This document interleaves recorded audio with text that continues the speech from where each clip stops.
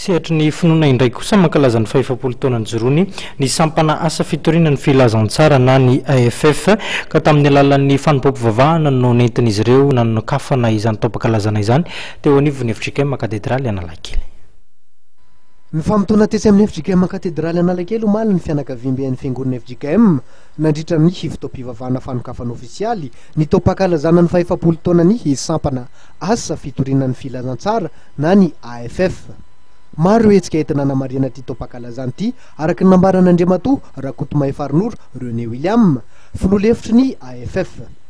Iny zany ny fanombohany iny ary tao anatin'izay no nanolorana ny hira faneva izay nahazo anarana voalohany tao koa ny nampisehoana ny logo ary dia mazava ho azy ny fanokafana ofisialy izay ho tanterahany mpianakitra folobe zay zany aloha ny amin'ny anio fa misy le antsoina hoe herinandro ny AFF io dia tanterahana ny 13 ka hatramin'ny 14 Mey eto Antananarivo sy any amin'ny faritany.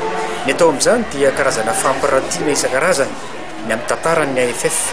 Io fampiratiana ireo dia mampiseho ny nendohan'ny AFF tany amin'ny sonodam-paritany tany amin'ny fitandremana ary dia ampisehony izay mampisongadina azy. Ny fahatelo dia ny 17 Mey.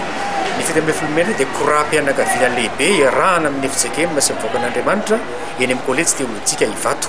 Amin'izany nanaovana lalao maro samihafa ary fitoriana ny filazantsara.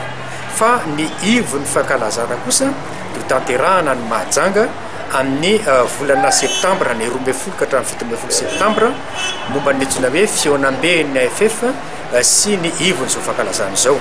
Fananganana fiangonana ao amin'ny distrika Beroro io ny tsangambaton'izao fankalazana ny fahefapolo taona ny AFF zao.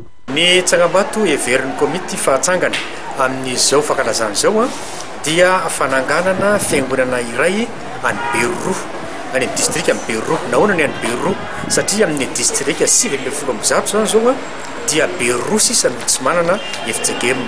Koa toy izay no anetanana ny olona mba hifametanana indrindrindrindra any amin'ny toerana ny Beroro mba azahoana manangona ny olona any amin'izany toerana izany.